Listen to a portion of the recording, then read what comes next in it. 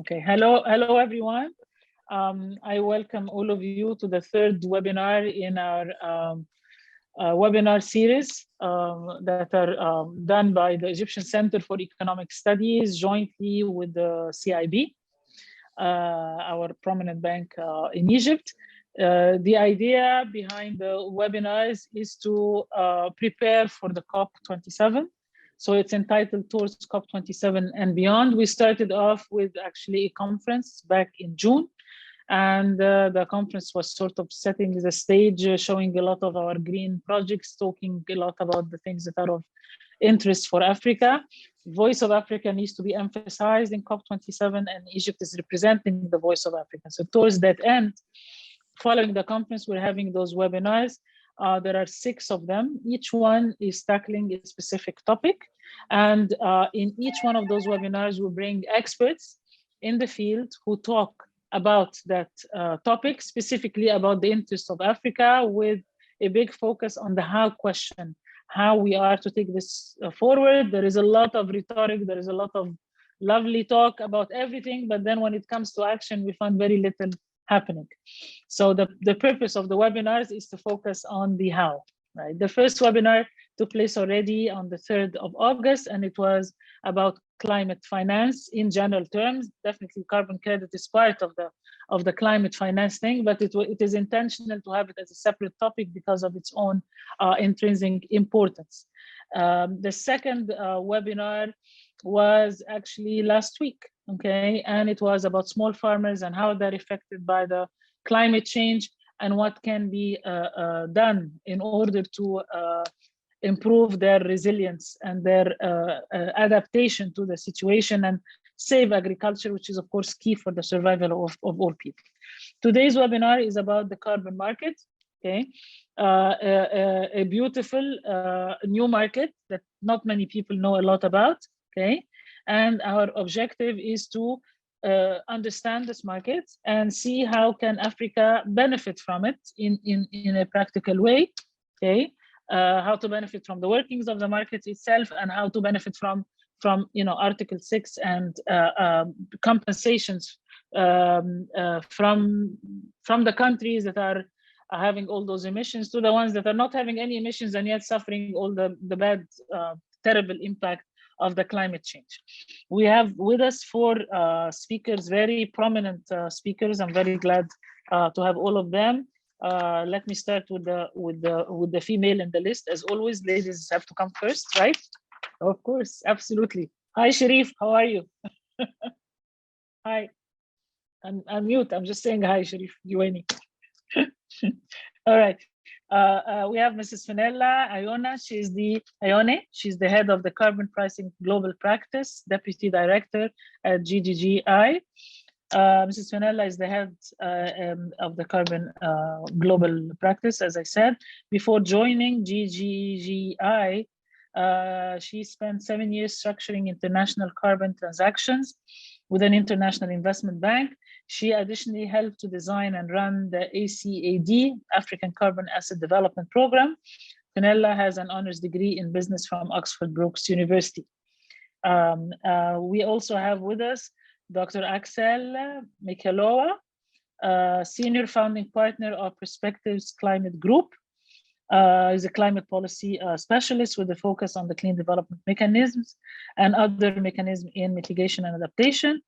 And he's the president of the Zurich Carbon Market Associations and member of the board of climate strategies and the constituency of research and independent NGOs observing the UNFCCC negotiations.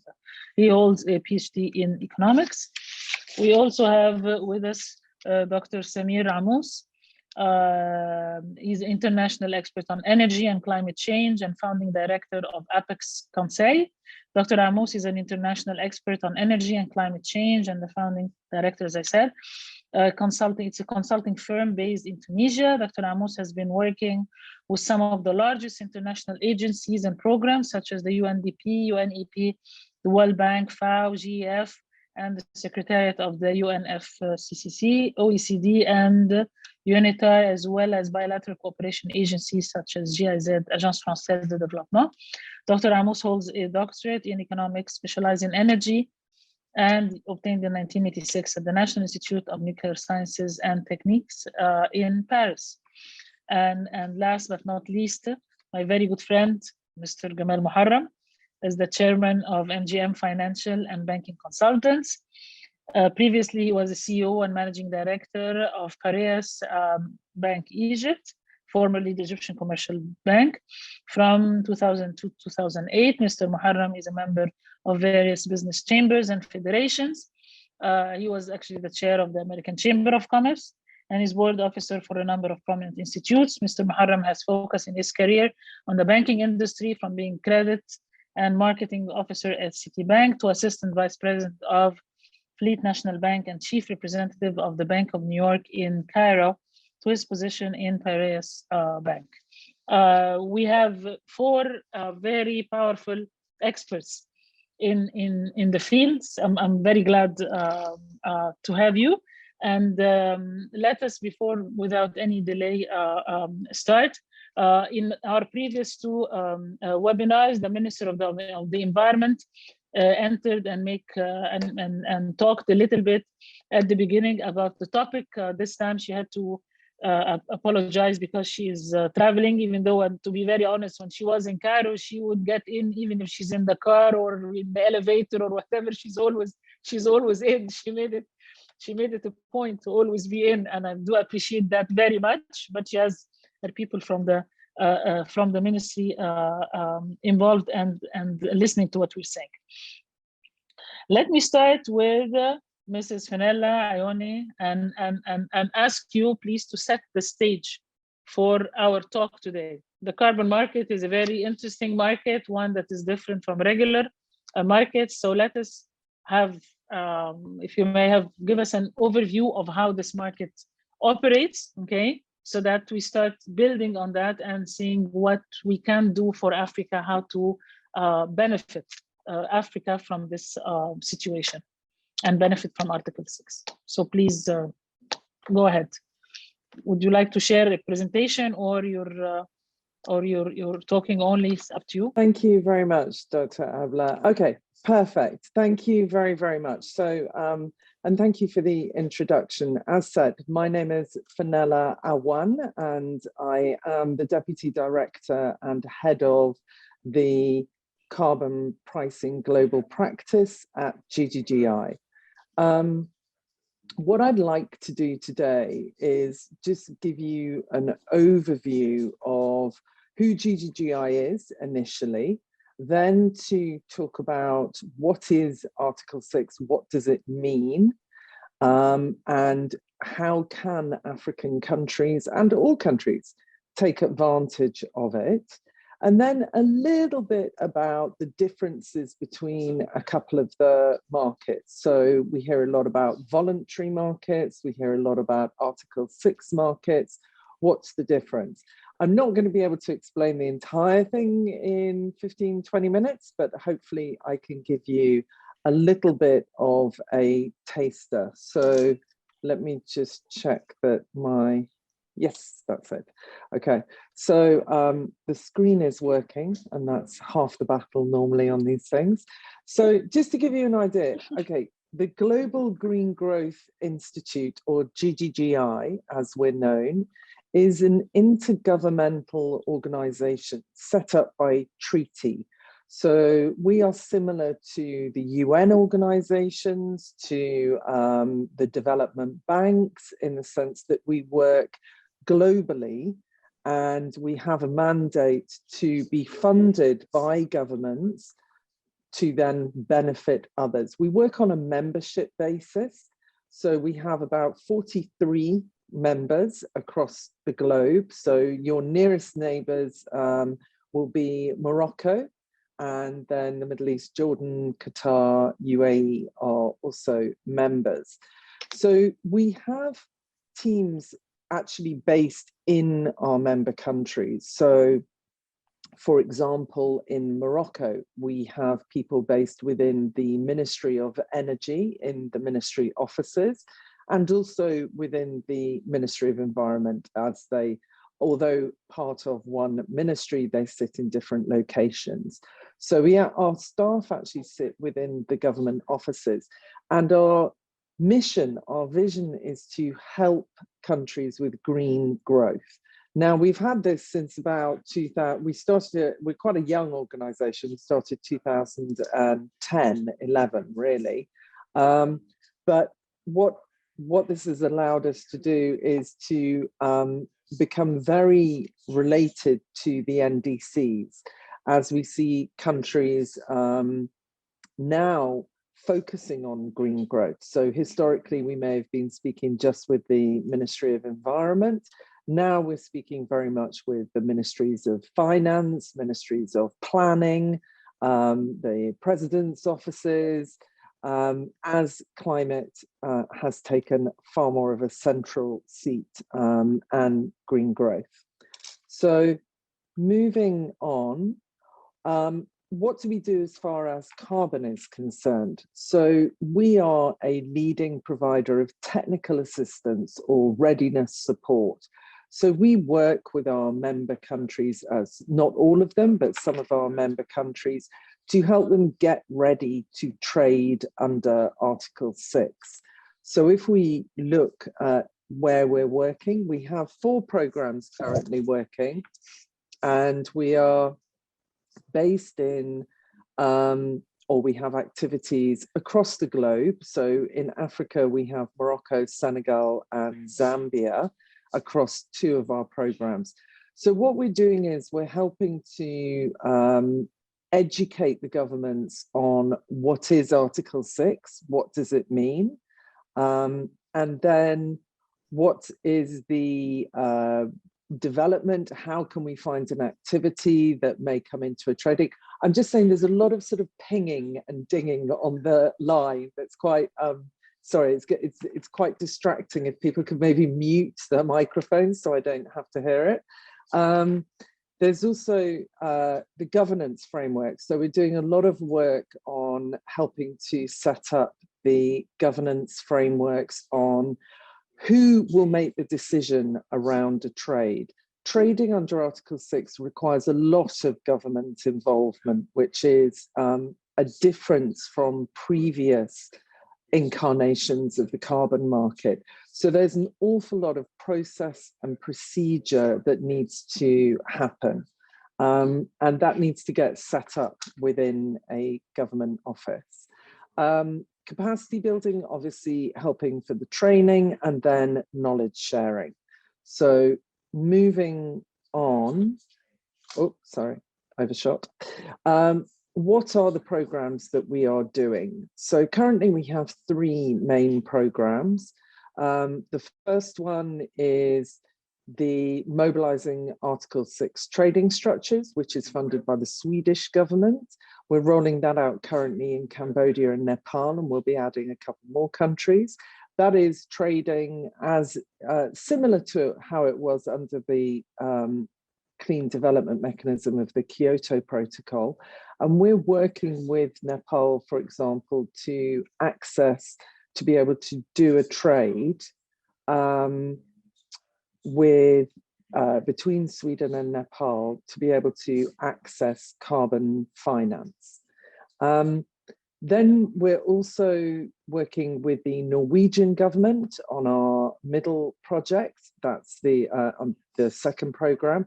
This is the Designing Article 6 Policy Approaches, which is funded by the Norwegian government. There we're dealing, as shown in the previous slide, with across 4 countries. This is a much larger scale program where we are trying to directly quantify the emissions reduced by policy interventions. So they're much more national in nature, not as discrete as a single program or project or set of projects. And there we're helping the countries shown to put the processes and procedures in place and find an agreement on the standards, the MRV and other aspects of the program with potential buyers. And then our third program and our newest program is supporting preparedness for Article 6 cooperation, or the SPARK program, as we call it. This is funded by the German government and is working in Colombia, Pakistan, Thailand, Zambia. And that is, again, preparing countries for trading under Article 6 with full corresponding adjustments and helping to implement and to work out how the processes, procedures will, and very importantly, how to get private sector involved. There's quite a strong bias on private sector involvement in that program. So that's what we're doing, but maybe if we just perhaps wheel back a little bit and look at what is a carbon project? What do we mean? What is this that gets money into countries to help with green growth? So in its most simplified form, let's just say in a country, and let's pick Egypt. So within Egypt, there is a project that installs cleaner technology than is currently business as usual. So this could be doing something within a bigger manufacturing installation. We know that the fertilizer industry is very energy intensive. It could be installing some cleaner technology there that is that reduces emissions. So the second step there is you measure the emissions reduced from an agreed baseline. The baseline being, if this activity wasn't happening, what would the emissions be? So you take a sort of base point and then you say, okay, and what are they now? Okay, there's a reduction in emissions. So there we're seeing that 40,000 tons of carbon dioxide equivalent have been reduced. You then get a third-party verifier, as you would get an auditor on your accounts to just check that all is in order, it's been calculated properly. And then you can sell those emission reductions to another country or entity, depending on which market you are entering. So below, we've just put some figures in. You don't have to worry too much there, but let's just say we were replacing a diesel generator with solar PV, and that is at a set amount of electricity. The total emissions reduced in this particular fictitious country would be 70,000 tons. So there's a simple calculation when you're moving from one technology to another.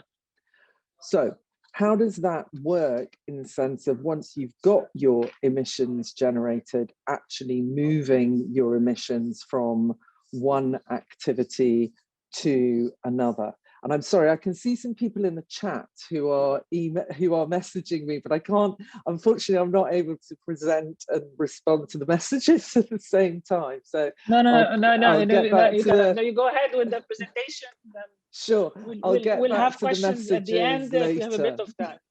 Sure, yes. I'll get back to the messages. Let's give her a chance to speak, please.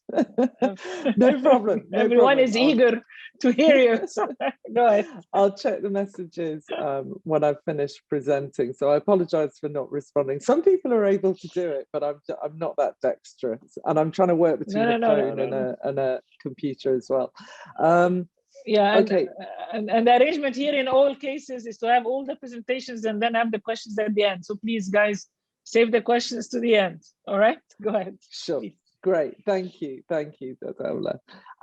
Okay, so on a trade, how does a trade work? So let's say country A is the seller. So let us use the example. Maybe that's Egypt. And then let's say country B, buyer, maybe it's Switzerland. We know that Switzerland is actively buying in the market. So remember, we replaced that diesel generator with solar PV. So what we're doing now is those 70,000 tons reduced of CO2, and it won't be reduced immediately, it's reduced over a period of time. So now you've got maybe 5 years over which you are reducing the 70,000 tons of CO2, or maybe that's 1 year's emission reductions. But generally, when you are looking to trade, you're trading over a number of years. So you're saying, I will reduce, or I have reduced already over a number of years, this many tons. They become what is known in the Paris Agreement as internationally transferred mitigation outcomes, or ITMOs for short. And they go to country B. So I'm just following the graphic on the right of this slide on the top. Now, what does that mean if you if you pass over the emissions reduced, or the right to emit?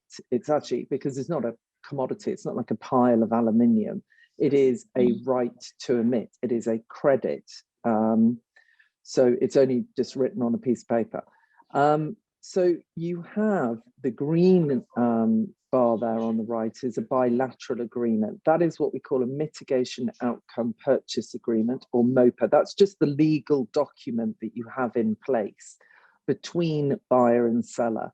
And what that legal document says, if it is a full Article 6 ITMO transaction, it says that there will be a corresponding adjustment.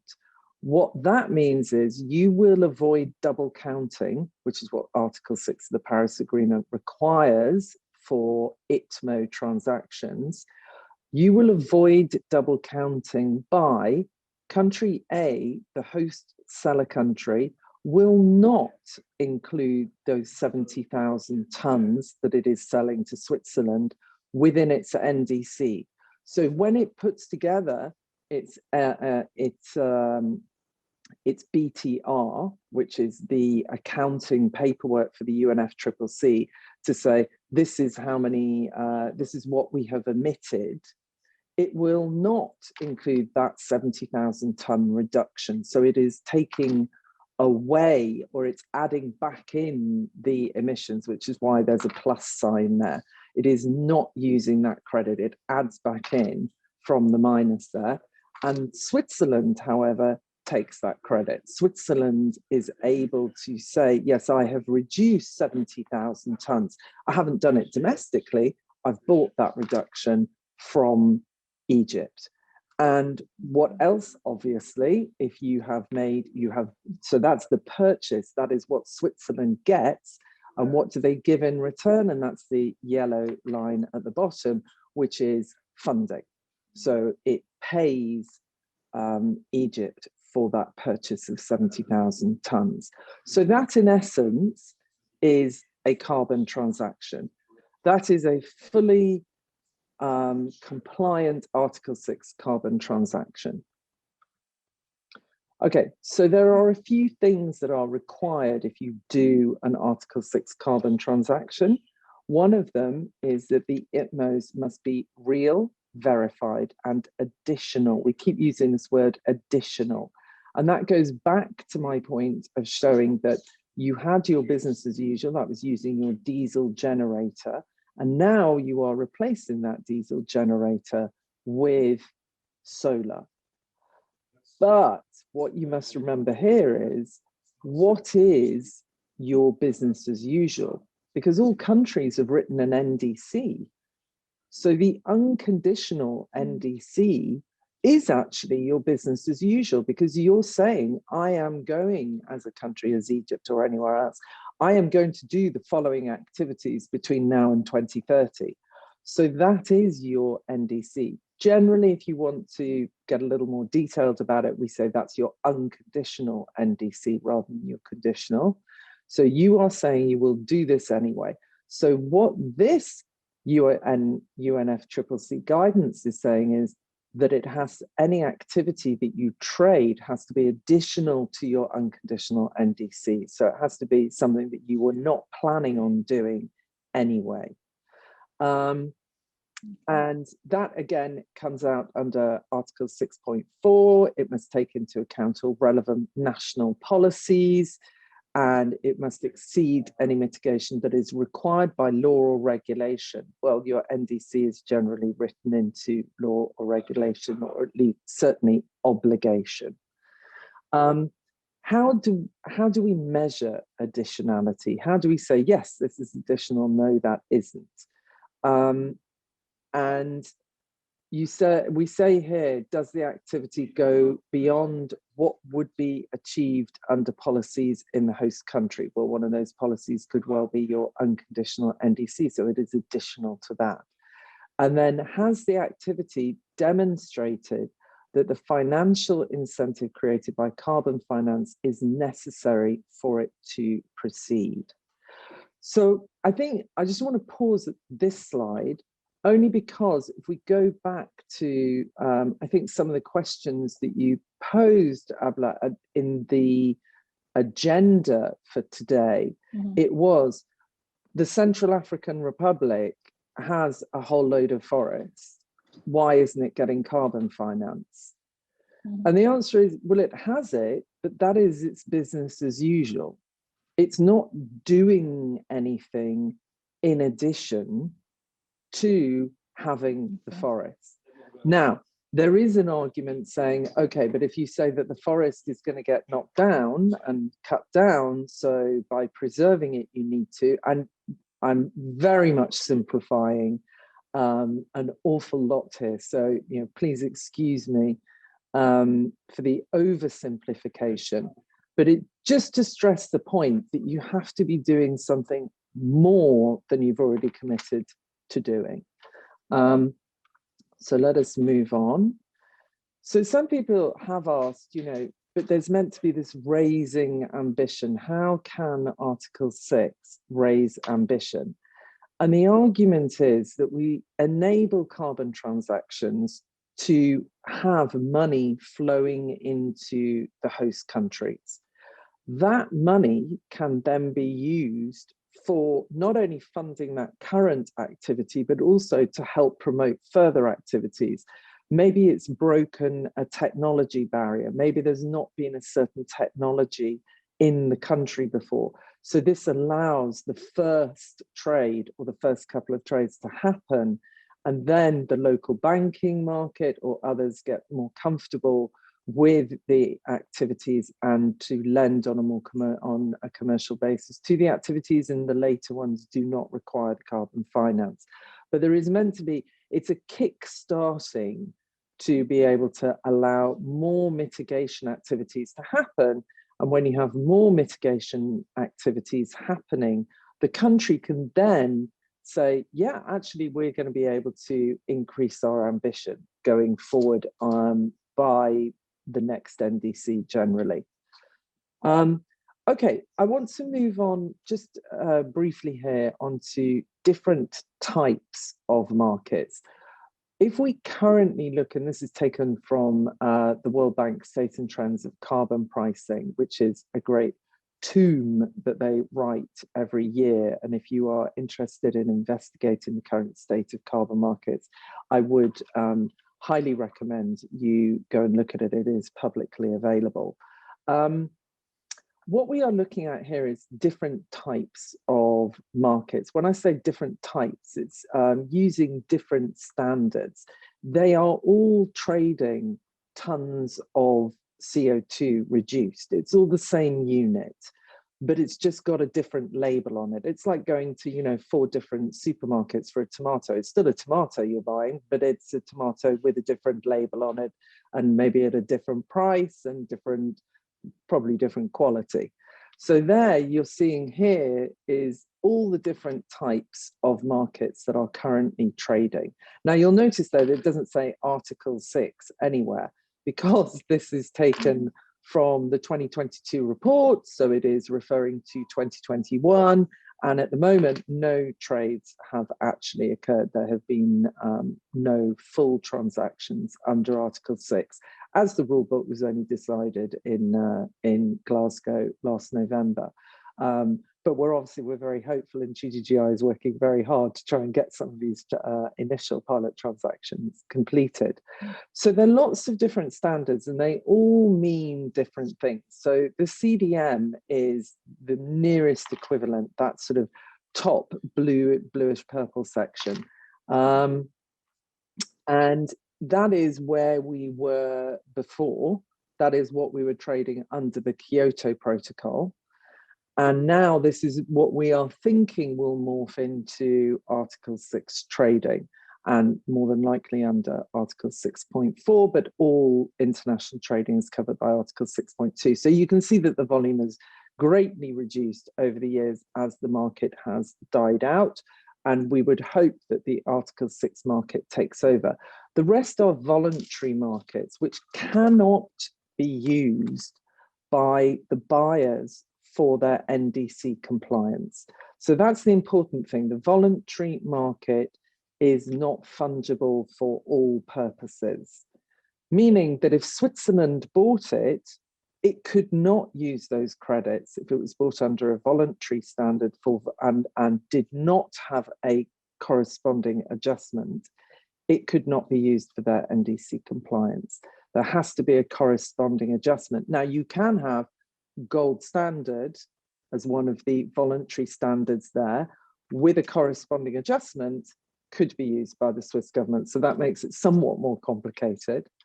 But let me move on. And there is a great opportunity for governments to be able to take advantage here. So for the buyer governments, they're putting a price on carbon, and it's in economic terms, it's creating the incentive. It's creating the stimulus for polluters to say, yes, I want to go and use, it is economically better for me to go and use a greener alternative. So pricing carbon helps move the economies to a greener point. And it's for efficiency, direct investment, where we can achieve the most mitigation. And for the host countries, clearly they receive the carbon finance revenue, there is the technology transfer, and very often with the carbon finance movement, there's also the sustainable benefits, sustainable development benefits as well. Very important. Some buyers are very strong on wanting this, wanting these benefits as well. The quality of carbon credits. So this, if I was putting myself in the shoes of Egypt, I would say, okay, fine. If I am a developer, so I am creating a project, I want to create a project that is going to create mitigation outcomes or credits or emission reductions that are going to get the highest price. And how can I do that? Maybe I can do that by having the most robust standards. And if I have the most robust standards, then it will be the most attractive tomato to sell to a tomato buyer. And it's going to be the best quality one. If I'm a buyer, I want to ensure that I am minimizing my risk. So I am buying something that the least number of people will look at and say that is not a true additional reduction of emissions. So it's very subjective. You know, you're looking at buyers and sellers. There will be external scrutiny from NGOs, from peer pressure from other countries. So we're still, I think, finding our feet at the moment. And I think the seller countries can look and also say, I want to be able to sell to the maximum number of markets possible. So you can look here at the standards. You can also look at whether you are going to apply corresponding adjustments. If we look at the link between the two, I think here we have a couple more minutes to go.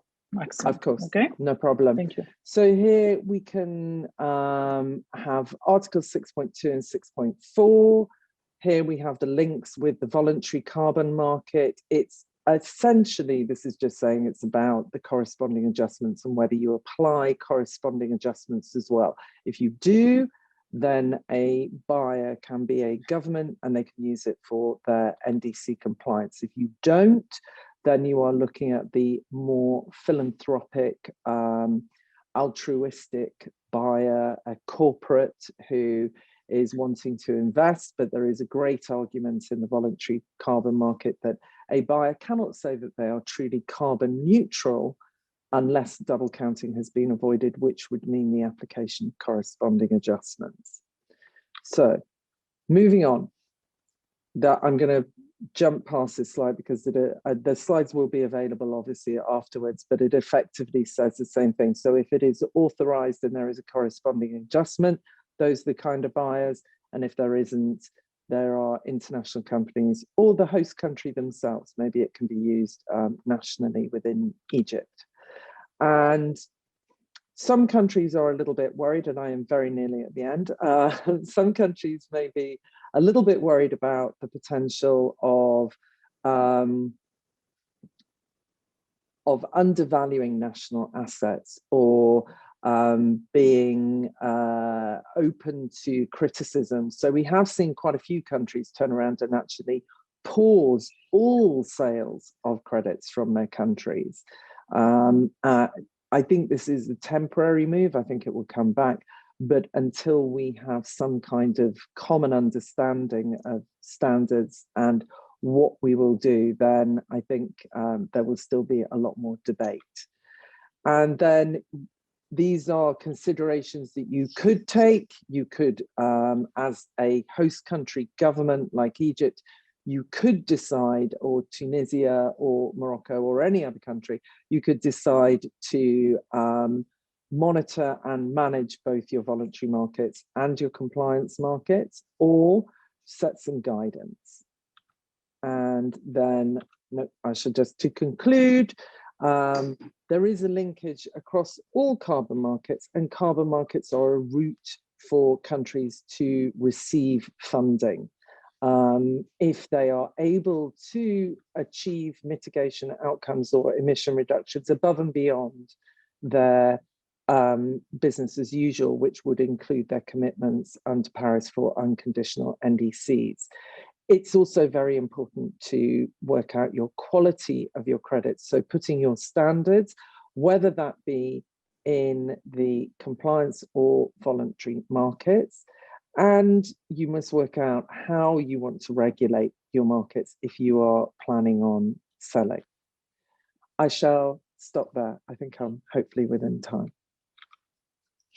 Thank you. Thank you very much. Thank you for this excellent overview of how the market operates. Very, very illuminating. Okay, how it's a market that is still in a bit of the development stage, and this is because standardization is still needed. Lots of